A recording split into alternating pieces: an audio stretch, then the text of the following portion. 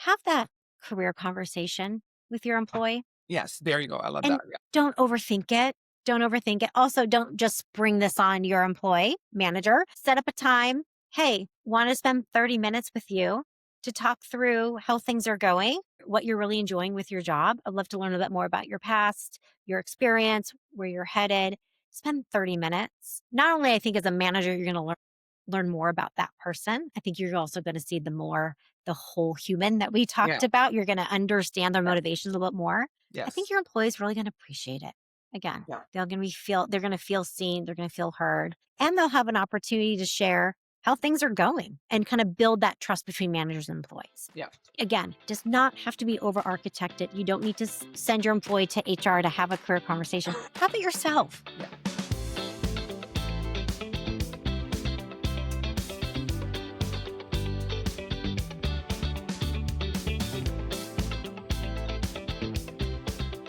All right. It's my total pleasure to kick off a new episode of Lead for Performance with Jessica Carroll. We're so thrilled to have you here today, Jessica. No, Welcome to the studio. thank you very much. I'm so happy to be here too. Yes, absolutely. Now you have vast experience in HR function from, I can see from startups to fast growing companies to large Mhm. corporations. And currently you are VP of Human Resources at Dynatron Software. So That's right. I'm excited to get to pick your brain for the next, little while about all the things on leadership development and sustainable performance. So let's Wonderful. just dive in. You have 2 decades of experience. Share some initial thoughts on building a sustainable leadership culture and maybe some differences that you see between startup mode or a mature organization trying to maintain momentum. Maybe we get started in that way. Yeah. I think what's interesting is regardless of the size of the Hmm. organization, the principles are the same. Employees need to know where they stand with their manager. There needs to be a structure in place that allows for those conversations to happen. And then as a company matures and grows, sure, the bells and whistles, if you will, or the different components of performance management might grow, but the fundamentals are still the same. Is there a dedicated time for employees and managers to have a conversation about performance? Do employees know, where they stand with them with managers, where they can grow, where they're killing it, where they're doing, really, really Hmm. well? And then what does the future look like? Yeah. So it's really rinse and repeat. At all the companies I've been to, the problems are all the same. They really are, meaning that Yes. leaders say, I want to be able to give feedback to my employees. I want it to be simple. And by simple, that just means Yeah. that's code for I'm not spending 5 days writing a performance review. Yeah. And the employees just want to have that time with their manager and feel that their performance is important to their manager and feel seen and heard. Yeah. I mean, that makes a lot of sense. And one of the running themes we have on Leap for Performance is this concept of fundamentals really being the same. Yes. This is one of the things I love punching out because it's so easy to get wrapped up in like, oh, this is different or this is uniquely special because X, Y, and Z. It's like everybody has a version of that. The more we understand Yes. actually that fundamentals are actually the same and go back to those fundamentals, so much clarity comes with that, right? Yeah, I've worked for companies where I've walked into a performance management process that is so complicated. It has Mm, 10 different mm. steps and you have to go into this system and that system.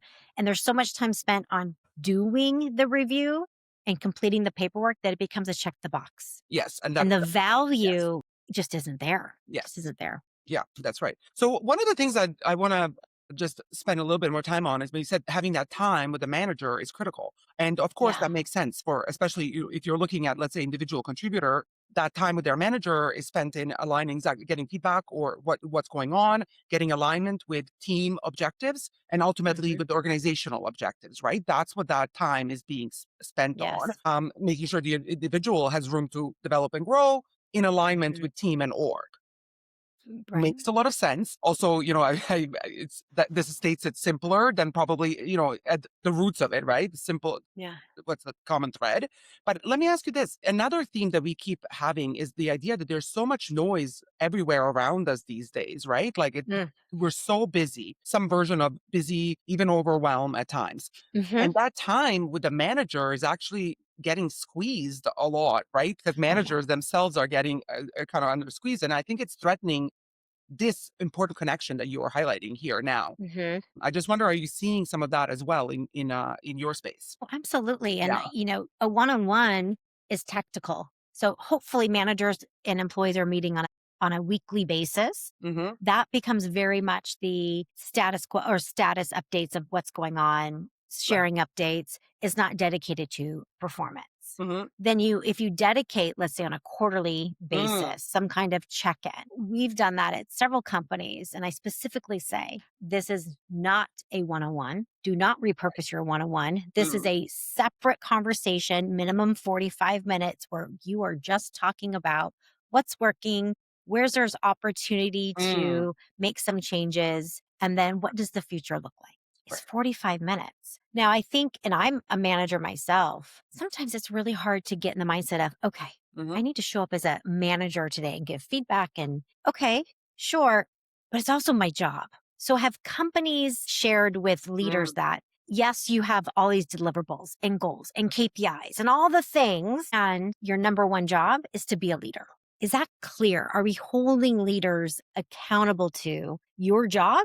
First and foremost is to lead. Is to lead. And this is what it looks like. And being really clear, that looks like you're giving ongoing feedback. You're holding your quarterly conversations or check ins. You're Mm-hmm. setting goals.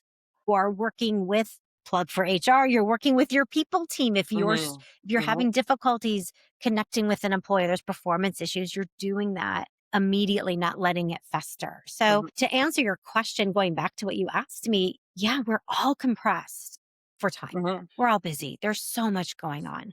Yeah. Yeah, I won't even look at my to-do list for Totally. That's what I today, was like, right? don't just Won't focus. even look at that. Yes. This is Yes. actually a nice reprieve from my Agreed. to-do list today. Yeah. At the end of the day, though, what's most important is that I'm leading my team. And I know that my leader expects that of me, and I'm held accountable to that. So it's that's kind of a Mhm. switch of, yes, you might be responsible for getting things done, and your number one responsibility is being a leader for your team. Yeah. I love that. That's a really powerful reminder and a challenge for development programs, right? Yes. Pass that knowledge on that this is actually a part of your job. It's not some sort of a kind thing to do because Right. or a nice thing to do to be a people person. Right. No, as a manager, a giant part of your job is really leading the individuals so that they Yeah, are doing their best, again, to get to those outcomes at the team and then ultimately org level. And I love that absolutely. pivot of clarity that it's a knowledge to do, that you have to know this.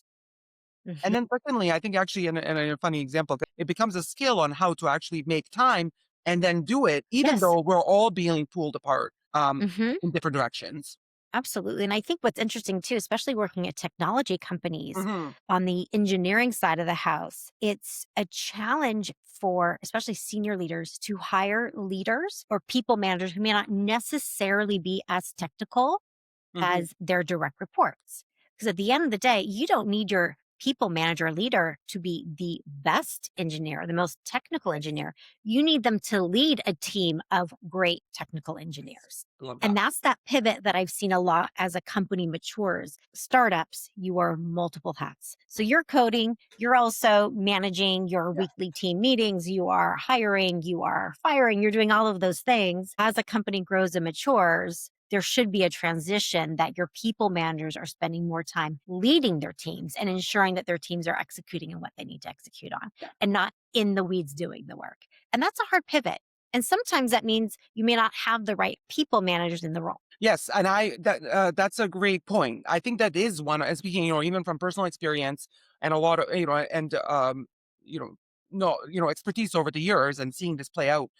I think it's almost one of the hardest points is flipping over from that individual contributor to a leader. Yes. Especially, and I think one of our favorite themes again here is to talk about how that can be done in a uh, area where you're talking about very technical driven talent. It doesn't have to be just Hmm. technology, right? But something Yes. that's like Yes. very Very technical specific. area that doesn't, and I'm an engineer, who started my career as an engineer, so I can attest to firsthand how little people management or business acumen is a part of a Yeah. typical engineering path up, right? You have some practical tips or strategies to share that you've seen work for, clarifying those expectations in advance of that leap from the individual contributor to team leader role to set everybody up for success, right? Because it's this total flip from I deliver excellence from my perspective to I am Yeah. responsible for excellence of a team. Very Oh, different. Right? absolutely.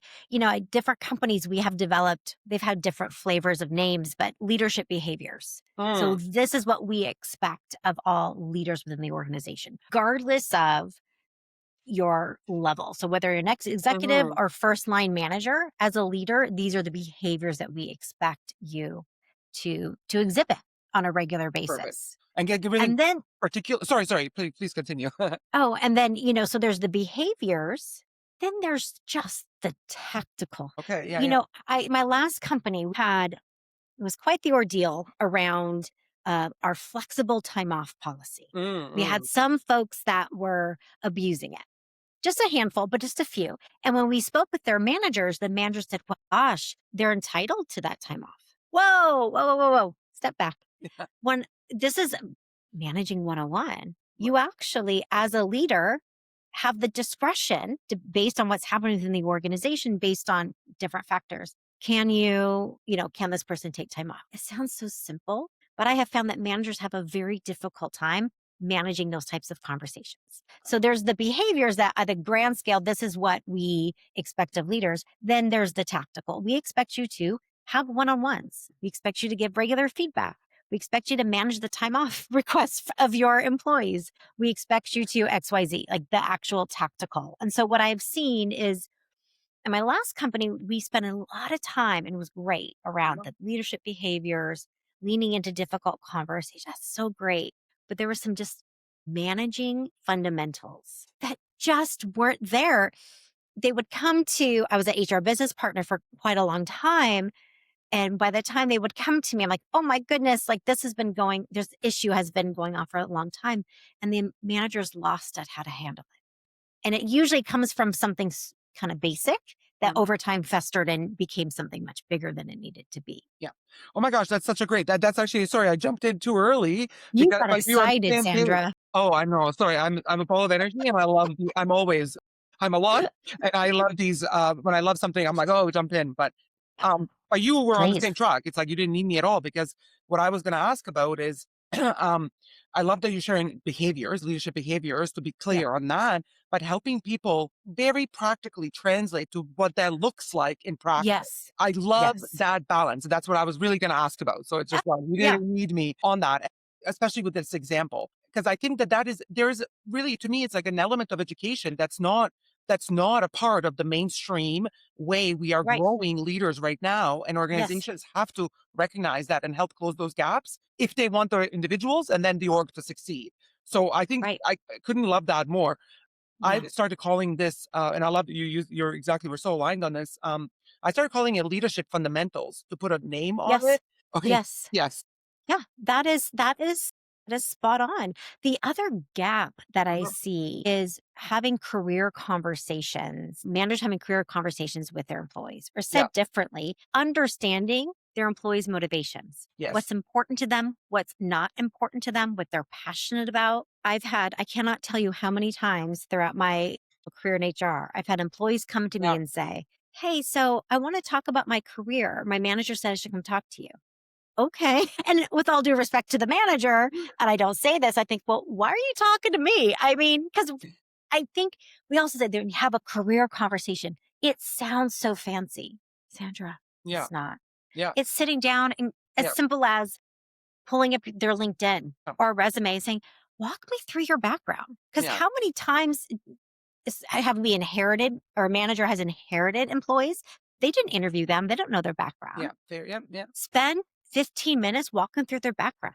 What do they enjoy about their job? What are things that they do, but they would prefer maybe in the future they're not doing those things? Do they want to be a people manager or they really love being that subject matter expert and that's where they want to focus? Okay, now you've had a conversation. Based on the conversation, where are the areas where you can spend a little more time developing them?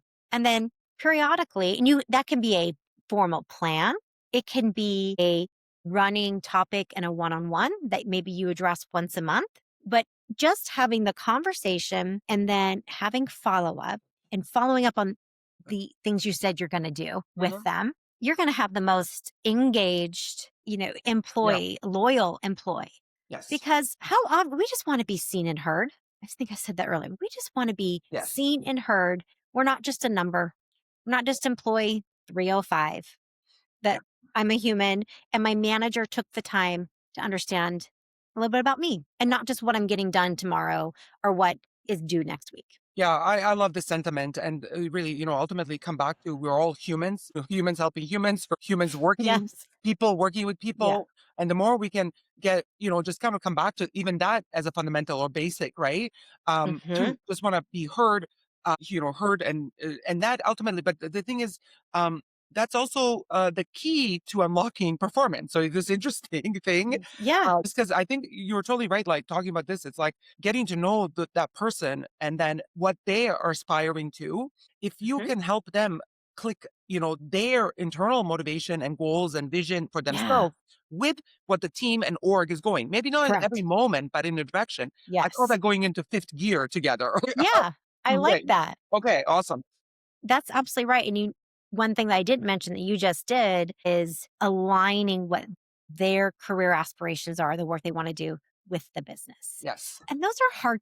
Now, that is a hard conversation for managers to Yeah. have Yes. when their employee wants to take on a project or they want to be a people manager and they're on a team already of Yeah. just three people. We're not going to create Right. or hire someone just to report to you just so you can be a manager. Yes. Yes. Okay. So then how does a manager have that conversation, to say, okay, we're not going to hire someone to report to you so you can be a people manager, but what are those soft skills or training or Yeah. exposure cross departmental that can help them get ready to develop Yes. to be a people manager, Yes. right? Yes. And that's a little bit like creativity can come in, right? Like, having Yeah. been in this position, especially I think it's interesting when definitely when you're a smaller company growing, right? Like the needs Yes. of the individual have to also click with the needs of the org. Yes. So it's a bit of Absolutely. it's this like real juggle dance that we're doing together, Yeah.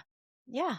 but also, but the individual and the org is evolving. So it's like, if I know the person wants to be a people manager, a conversation, it can be difficult, right? But it becomes like, okay, well, that's great to know. Let's get you some Yeah. exposure to leading a project or a meeting Hmm. or something like that. So that when the team, org and team grows, we can have a better discussion at that time, right? Like those are Absolutely. right. So, but Yeah. again, that communication can only happen if we're meeting regularly and having this Right. discussion, right? And the manager knows Yeah. what the motivations are of the Yeah. employee. Absolutely. I wonder how you think about those getting to know people. How does it Mm. go? And obviously, we talk about how powerful that is, and this is really can unlock personal and organizational performance, really. But how does Mhm. it?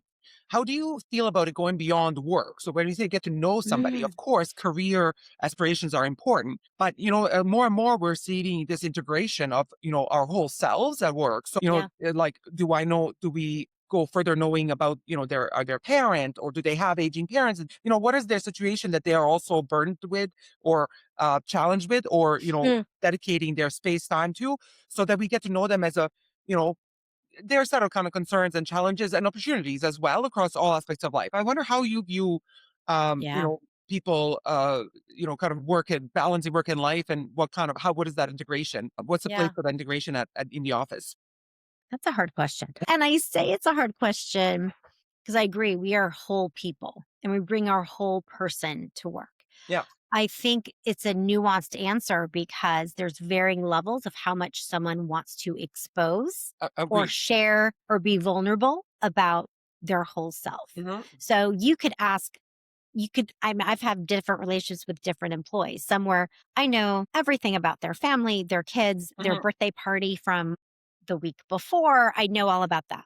I have other employees where they keep that pretty buttoned up. When I ask very Hmm. general questions, they give me general responses. What I do though, is I think it's really important that when they do share something, you're listening, you're getting those cues. You can see from verbally, I do most of my time is spent remote, but you Hmm. can see the cues. Managers take a note of that conversation. If they were talking about, my child has won a really big award. I'm going to a ceremony for them next week. This may sound disingenuous, but I promise it's not. Take a note of that because I will forget. I just will Yeah. we will forget Yeah. and follow up the next one-on-one and Mm-hmm. say, "Hey, so how did that ceremony go with Mm-hmm. your child?" That's pretty cool. If I'm that employee, go, "Oh, my manager remembered. They were listening to Yeah. me." I think listen for the cues. Employees are going to tell you things, maybe not straight out. Yeah. But if I recently had an employee and we got on the call, it's like, "Hey, how are you?" She's like, "I'm okay." And I said, I could go, oh, great, and continue on, or say, okay, I'm hearing in your voice that maybe everything's not okay. Is there Right. something going on? What do you want to talk? Is there something you want to talk about? And then she opened up. So creating those avenues for people to show up, but you kind of have to pressure test it with each person. Mm-hmm. Yeah. So I'm not going to start day one. Tell me about how you were raised. Do you have trauma with your parents? Like day one, right? I like how you bring the practical examples, how we can go over to, I care into I'm cringing, right? I did an exercise though with my executive team just last year or last week. I stole it from a previous company and I loved it. And the assignment is bring in a picture that you want to share with the team.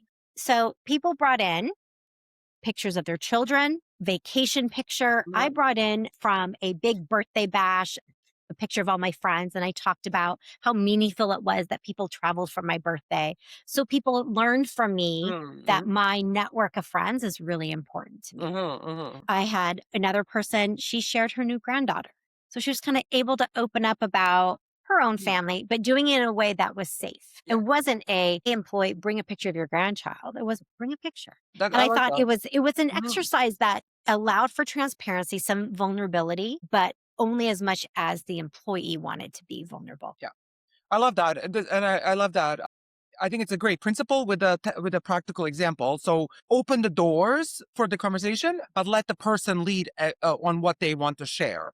And I love your Hmm. example of bring a picture. I mean, everybody can bring a version of whatever they want to share about themselves, right? Like you can, Right. so that opens up so many opportunities. And yeah, that's a really great. I mean, that's one of the things we love here is how do these powerful principles? Because a lot of leaders, of course, we know what the right thing is to do, but how does it look like in the messy practice, right? The messy day to day. Right. That's There one of the is a things. Yeah.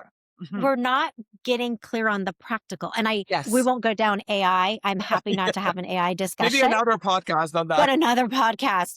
But that's a great example of Yeah. AI. Tell me specifically how I need to be Wow. using it as an Yes. HR professional. Tell me Right. specifically. Yeah. So, okay, you want me to exhibit these leadership behaviors. Great. But what does accountability really look like Yeah. as a manager? Or what does holding my team accountable look like? Well, it Yeah. looks like you set smart goals and you follow up with them, or you leaned into more to difficult conversations because you've Mhm. asked them to do something, they didn't do it. Now you need to have a conversation in the moment and move on. Right. Yeah. That's that practical part. And I Yes. think that's, again, going back to what we said, I think that's where training can sometimes miss the mark. Yes. Yeah. Agree. Agreed. And then a little bit married with the idea that if you go back to the comments we had earlier about everybody's so busy and overloaded, right? And time is at premium. It's so Yeah. easy for training to slip into this like other thing I'm doing, and then because Oh, yeah. it can also be like another thing you're doing because you have to take it then and make it your own and make it practical and bring it down. It's Mhm. basically helping you, but also delivering a workload Oh, that yeah. is, yeah. And that's kind of what I think is kind of a trend that we're seeing now. Yeah, where, Realizing that. Yeah. prior company, we certainly had the issue of leaders come to this important training Yeah. and it's great training. And it was, I just don't have the time. And then we would go, and Yeah. then we would go to their leader to say, Yeah. hey, we really need your support Yeah. to allow space time, say it's okay, green light to your employee for your employee to attend. And not that uncommon, leaders would say, well, they really can't go. They're really too busy. You're like, "Oh, no." Then we do have an issue here where leading isn't actually as important as we say that it is. Because if the employee knows, "Well, my manager's not gonna want me to go to this training," and, that's gonna be an issue. Yes. Yeah. Yeah. And then I like, yeah. And that's that's the other thing that we really like to highlight here, not just the practical aspects, but also the gaps that are still there, right? So that Yeah. because Yeah. that's the only way we can make gains is to really recognize the gaps, right? And that this is Hmm. one of the ones I think that is kind of everybody's becoming more and more aware of it. And there's more and more Yes. data on showing this gap, the need and the impact, Hmm. and the next generation of solutions really have to me, this is the crux of what has to be addressed. Right. Agreed. Yeah, Yeah. fair. So let me ask you a little bit about one of the things we're really passionate about is the sustainable high performance. So I think we all Mm. know what high performance looks like at this point in time, but how does it look to do so sustainably for like longer term success and without kind of the well, and avoiding personal burnout and also short term Yeah. results that don't end up leading to longer term org results and growth and innovation. So you definitely have experience on this with the different sides of organizations and the fast Yeah. growth that you have been a part Hmm. of through your career. So I just Yeah. wonder, how do you help teams manage high stress growth scenarios, because growth is what every organization wants, but Yeah. it absolutely comes with stress and pushing, It does.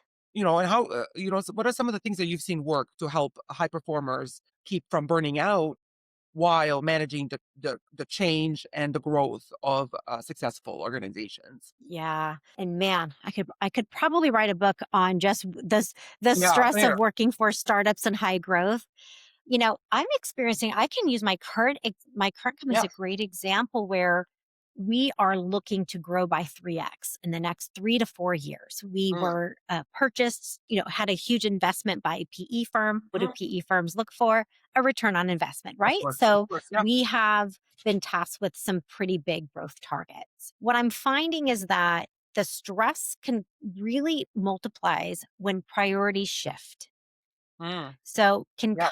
companies need to get super clear on what's most important, Yeah. what's not as important today. The shiny objects. Like I have in past companies as well. You go into a meeting looking to solve a very particular problem and it dovetails into three or four other things. Yeah. Three or four, which Yes. turns into then five or six deliverables that I need Yeah. to bring back to the team to say, we were just talking about this. Can you pull data for this? I need a solution for this. So I think when we are high growth, it's ensuring that you know what's most important as a leader, your team knows what's most important, and that's where you stay focused. And what helps that, of course, is clear goal setting from the top and Of course. all those mechanics, right, of Yes. performance management. But I think the other piece too is we have to create a culture where employees can push back and push back respectfully. I can think of a very specific moment, probably Yeah. 10 years ago in my career, where I was working. It was very common to leave the office at 11 p.m. Mhm. Very, getting there at 8, leave at 11. And I learned a very valuable lesson there because what I didn't say to my manager when she would come to me and say, hey, I need you to do XYZ, have it done by tomorrow. Okay, I'm also working on this other priority. What's the bigger priority? I like that was, and I wish I'd done that more there. I did not. The Well, lesson was yeah. I was stressed out and left after a year because I couldn't handle the workload. Now, with my leader, with my CEO, I said, okay, last week when we spoke, this was the priority. You wanted me focused on that. I'm working on these three other things. Is this due next week? Can I get that to you in 2 weeks? And I do that because I feel safe to do so. If I even one time said to my CEO, hey, working on XYZ, can I have it 2 weeks? And he blows up on me, I'm not going to probably ask him again, or I'm going to Yeah. be more reluctant to do Yeah. so. And then that's stressful. Now I've added a whole other level. Yeah. So I think it's being really clear on what the priorities are, holding each other accountable to stick to those priorities, and then creating an environment where we can raise our hands and say, okay, pause. Mhm. What's most important? Like we've said, this is the theme. Time is just limited. There's Yes. so much going on. There's so much going. And then lastly, let's just talk about how disruptive it is when it's not quite clear what the priorities are. How much time is spent between Yes. employees or managers and other going, well, last week we said it was this, now it's this, or well, gosh, what shifted? And there's a lot of turmoil, wasted time. Yeah. And that is exhausting. Yes. Trying to figure out what's most important, or, Yeah. and then the other part is too, is What if you are spending a lot of your time on one priority or one project and then it shifts? Now all that time you spent Yeah. Yeah. was a waste. Just That's the ways. demoralizing. Can happen one time, makes sense. Yeah. Two times, three times. And that's where your high performers are going to say, this isn't working for me Yeah. because my efforts, my time, they're not being It's not. respected or Yeah. It's not, and used. not banking them on outcomes, because it gets lost in Yeah. all of the, like, you're like, I'm working so Yes. hard, but it's not going anywhere. So you're like, a high performer is gonna be Yes. like, what is this? I gotta get it. I gotta go somewhere where it's gonna make an impact, right? Like that's what. Yeah. Yeah. And we Oh all my want to god. be a part of something bigger, right? We all want to understand the work we're doing is not for the heck of it, that it actually has an impact. Yeah. Yes. You're so right. I think I took like 10 notes that could be question like a whole thing itself. We could probably do a whole podcast on this. I can see how passionate you are. And Oh, honestly, I yeah. cannot agree more Yeah. with everything you said. Yeah.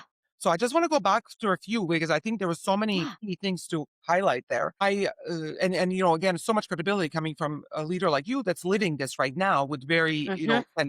tangible goals. So let's just go back a little bit. So I love it where it starts clear priorities from the top. Yes. So to me, it's like principle. Everybody will agree. But what it looks like in reality, it's you have to organization really has to what are and push themselves to say what are 3 to 5 goals at the Hmm. top and what are not. That's to me that technical part Yeah. because it's so easy from everybody's perspective. Say, oh yeah, we said those 5 things are top priority, but then you are bombarded with a lot of other things that sound important and they sound good. Yes. That's where that noise comes in that I think you could check in with that, Hmm. check in with that. So I think Yeah. that to me is a really practical tip of create a list of what is the priority and a Hmm. list of what is not a priority. So people can actually be like, oh yeah, that sounds it, but we said it's not. Leave it. It becomes a really Right. practical tool. So there's one thing Right. that I wanted to pick on. Yeah. And then that prioritization becomes this key critical skill set at the individual Mm. team and org level to Hmm. constantly be checking ourselves on how are we investing our day by day in what we said matters, right? And Yes. aligning everybody else to that to reduce the waste of everything else between not knowing what that. Right. Yes. Okay. One of the exercises, and actually I'm doing it today. Oh, nice. I'm meeting with my team to speak through Q4 goals. Now, give me some grace. It's a little bit later in the quarter because there was some PTO and I wanted everyone on the team to be there. But what I've done is because what my company has done a great job is identifying what are those 3 to 5 Mhm. goals for the year. I've also developed objectives for the people team for 2025. So I've connected my goals with the company goals. And then every goal that my employees on my team set Mhm. tie back to the people team goal. And so Oh, I actually have a slide. It's a very simple slide. It's company goal, people team goal, and the actual goal. very cool. So they can see. So then, can there are times when people will bring goals to me and I say, well, what is this tying back to? Said differently, is this what's most important right now? Mhm. Or is there other work that's going to help us achieve our goal that we set for the team? That's very cool. I love that framing. And also then also how simple it becomes. Hmm. Almost you can't unsee it when you see these clear directions, but without some of Yeah. those direct alignments, it's so easy to get lost in again Hmm. the demands of from every direction in a fast growing Yeah. environment, Yeah. right? Absolutely. Yeah. What's some have you seen any mistakes Mm. organizations can make when trying to kind of build high performance cultures? Something that Mm. sounds really great, but you've come to be just like, no, this is a mistake. Either at start or, give you a lot of, just a lot of leeway, what comes to mind. Yeah. Mhm. Yeah. I think where the initial mistake is made is when we just use the term high performance. Mm. Or this person is, I've worked at a company where they use the term a player. Right, right, right. Yeah, what is that? And Yeah. what is that? What is that? And what you learn if you don't have a formal calibration process, which is a foundational piece of performance management, that calibration to say, okay, manager on the sales team Yep. thinks a high performer is this, a manager on engineering thinks high performer is that. Yeah. And those things actually match up. Because what I have found is we talk about high performers, but it's very easy for each leader to have their own definition. Yeah. So sales is a great example. I can pick on sales. Does high performance mean they exceed their sales target every quarter? Mhm. Or does it mean they meet their Meat. Yeah. sales target, Yeah. and while they're meeting it, they are exhibiting our core values. They Yes. are treating Yeah. their Yeah. fellow colleagues with respect. They're not going around and trying to steal deals from other people, Yeah. right? So I think that's one of the mistakes is not getting clear alignment Yeah. on what does high performance really look like and what does good performance look like. And this could be a whole other podcast, Yeah. Sandra, around the performance rating scale. But I've worked at companies where a CEO has told me I want 90% of of the employees to be high performers. Mhm. Yeah. Do you? Hmm. What is that? Let's play that out. So Okay. we Yeah. want 90% of our employees to be folks that on a scale of 1 to 5 would be rated a 5. We don't have the infrastructure to support that. Because if Yeah. you had 90% of your employees who are fives, that means that they are most likely incredibly career driven. Yeah. They're looking for increased responsibility, increased at times compensation. Do we have the structure to support that? Yes. Yes. Yes. Or does a high performance company or high performing company where the majority of your employees are meeting the expectations of their role? Mhm. And these expectations aren't low, th're high. Mhm. They're achieving what we were asking them to achieve in order to meet our company wide goals. So Yes. I've said a lot there. I think Yeah. the crux of it is getting aligned where the mistakes are is we use high performance, but not super clear on what that Yeah. means. And also thinking that if your highest performers is going to be the majority of the company. Yeah. They're not. No. You can be a great contributing employee and not necessarily be that highest performer, Yeah. but you're getting the work done. I Yeah. think that's a great company. 75, 80% of your employees are achieving what's asked of them in their role. Yeah. That would be fantastic. And Yeah. then you have the other folks who are leading by example and are Yeah. defining what that next step Yeah. looks like for them in their career. It's like you want the whole or to be high performing, right? And that's made Yes. up of all kinds of unique blend of different Yes. individuals and teams that works for that culture in that moment, right? For to deliver those Yes. Well outcomes. said. Is a good, Yes. yeah, and I love that. I like how you talk about, and that I think absolutely. First of all, great answer. I agree because aligning on definitions always critical. It goes back to that clarity that we talked about. I like to say, kind of like a crack in a definition. If you have like 10 or 1,000 people talking about it, it becomes a canyon and everybody's falling in. Like it's Yes. like, it's just Yes. like a little misalignment in one meeting or at the top can just grow like spread like wildfire, right? So you have to be Mhm. very clear. Mhm. And then, yeah, I Mhm. love how you play forward something that sounds great. Like everybody's a high performer, and you're like, probably from the inside, you're like, oh my god, I have to like high performers need a lot of management. They have runway, they need space, salaries. Like there's so many different Mhm. aspects. It's also high performer comes with ultimately, and this is maybe my non-HR view for sure, my personal view. Yeah. There's more almost sometimes overhead on creating space for that person Mhm. and keep excelling as well. Right. We're gonna have real high turnover if we're not able to meet the Yes, needs yes. of these folks. And not to say that if you're a high performer, you're demanding. Of course No, no, not. no, no, no, But no, I no, think no. it's getting really clear on Yeah. we want a high performance culture Yes, culture, or yes, high performance culture versus high performing and high yes, performing yes, meaning on a scale of 1 to 5 they're all fives. I yes, think there's some clarity that needs to come forward through conversation and getting aligned, yes, especially at the top yes, and of I the agree, I team. agree. I do completely agree. What about I just have to ask you a little bit about analytics on this side, because that's, of course, Mm, as from an HR side, well, there is, yeah. I know, a lot more analytics being used today, Yes. and Hmm. as is correct, as it should be, right? But Yeah. also, that also comes with some challenges as well. And I'm Hmm. sure we will agree here. There's a human part to it, a context into it as well. But Yes. I would love to get your thoughts on how do you use data, like let's say preparing the workforce for that 3x growth, right? Like how are we Hmm. going to use data? How do you use data to show traction in the right direction or identify things that need more attention? Yeah. I think it's getting to basics. Great, I love I it. think one of the first things you want to look at is you will not have 3x growth if you do not have a stable, engaged workforce. Yeah, So I've walked into growing companies with 25% turnover. It'll be very difficult to meet that 3x yeah, without understanding why folks aren't staying with the organization. So that organization I'm speaking of, when I joined during the interview process, I asked, well, what's your turnover? Oh, it's not bad. Oh, It's yeah. not bad.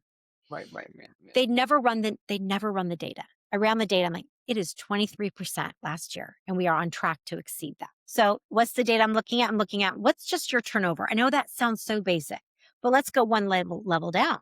Who are the folks that are leaving? We saw 1/3 of folks who are leaving have been with the company for under 1 year. Mm, That tells me that either we're not onboarding them effectively or we're mhm, just not hiring the right folks, and probably a mix of both. I've used that data to create new onboarding processes, create new hire orientations. I've surveyed new hires to understand what their experience was, and based on that data, make changes to our programs. So you're looking at, your attrition. The next would be, what's your engagement of your employees? How are they doing? How are they doing yeah. within across the whole organization? How are they doing within the different departments? And you can slice and dice it all the way. Right now, my current company, we haven't had an engagement survey, a true engagement survey in multiple years. Mm, So I can't say wholeheartedly that I have an engaged workforce. I think I do, but my turnover is yeah. telling me some information. And so we are in the process of finding a vendor to do an engagement survey and getting those. And you can do pulse surveys, of course, as well. Doesn't Yeah. have to be Yeah. this 50, nor should it be question survey. You can pulse people throughout the year to get Yeah, of to get course. Yeah. that. I love that And you then the said that. last mm, Sorry, I love that those examples. I love your true engagement survey qualifier because actually yeah. this is a bit of an area we've been digging into, and we are finding that sometimes, and you're right, the best practice, of course, you have to measure it to know what it is, but sometimes organizations are measuring, and I say this Mm, carefully, to me, it looks more like an NPS score than an engagement, a true engagement. mm, And I use the word yeah. true engagement as well. So I was Yeah. like, is that Yeah. what you're alluding to a little bit on the true Yeah. engagement or Yeah. So I've worked at companies where we really celebrated ENPS. Well, of course we did, because it was a great number. And every quarter we would pulse and get that right. number. Okay, it's a number. Yeah. Right. What's behind it? And so you really have to do, and there's some Mm, great companies out there with people science and data driven questions that you can ask that really get to the yeah. heart of what is engagement. Yeah. And you do have to look at the comments that are brought in, but engagement survey is only as good as the responses. So is there a culture where employees feel safe giving their feedback, that there won't be retribution for doing Yeah. that? So assuming that is a culture where that is the case, engagement surveys is a great way to at least get Right. your initial pulse. But that's the tip of the iceberg. What are you doing with that data? What are leaders doing with that data? What are the action plans? I think the last kind of piece of data is really working very closely. Your teams need to be aligned, especially finance Hmm. and HR, that we are tracking towards what the headcount plan is for the year. I know that Hmm. sounds so like tactical, but it's truly one of those things where I've seen, we thought we're going to hire 150 people and Yeah. these are the roles, but because there's misalignment between the HR team, finance, leadership, we're not hiring the roles that we actually need to hire as we continue to grow and scale. So it's that continuing to look at the data. Are we hiring the roles that we need to? Are we, when we are losing talent, are we backfilling them the way that we need to? Do we need to look at the position a little bit differently? So I think being really clear on what your headcount goals are, and tracking towards those consistently is another data piece that's really important as you're scaling and growing. Are you going to have the people in place Yeah. to get the work done? Yeah. Well, Yeah.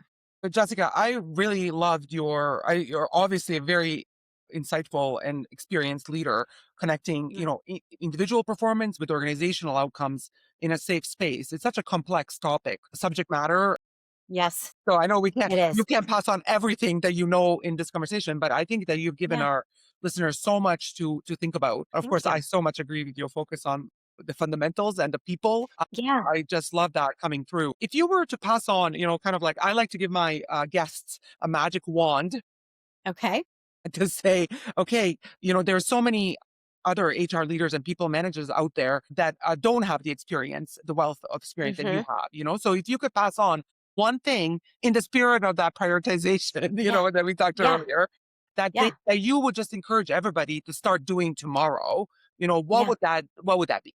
Gosh, Yeah, I know. Sorry. there's a lot of things I know. they could start doing. Have that career conversation with your employee. Yes, there you go. I love that. And don't overthink it. Don't overthink it. Also, don't just spring this on your employee manager. Set up a time. Hey, want to spend 30 minutes with you to talk through how things are going, what you're really enjoying with your job. I'd love to learn a bit more about your past, your experience, where you're headed. Spend 30 minutes. Not only I think as a manager, you're going to learn more about that person. I think you're also going to see the whole human that we Yeah. talked about. You're going to understand their Yeah. motivations a little bit more. I think Yes. your employees really going to appreciate it. Again, Yeah. they're going to feel seen, they're going to feel heard, and they'll have an opportunity to share how things are going and kind of build that trust between managers and employees. Yeah. Again, does not have to be over architected. You don't need to send your employee to HR to have a career conversation. Have it yourself. Yeah. Absolutely. Yeah. Walk through their background, give them a moment just to be able to shine, a light on the things that they love doing, things they don't love so much, and where they're headed. Yeah, Well, that'd be I my think that that's a advice. great use of the magic wand, and I like how poetically it took us back also to exactly where we started, just people connecting with people. Yeah. Yes, Yes. and People I think connecting with yes, people. I mean, I have changed and rebranded teams over the years from human resources to people because resources I know it's like a thing. It sounds like a thing, is a right? thing. It's Yeah, a thing. Like we have all these resources. It just sounds so not human, yes, right? But yeah, I totally agree. Well, thank you yeah. so much for all of Thank your you. insights and the time you shared to reflect and share them with us. I really appreciate it, and I am certain that people will get a benefit from this conversation. Thank you Wonderful. so much, Jessica. Thank you, Sandra. All right. Bye bye. Bye.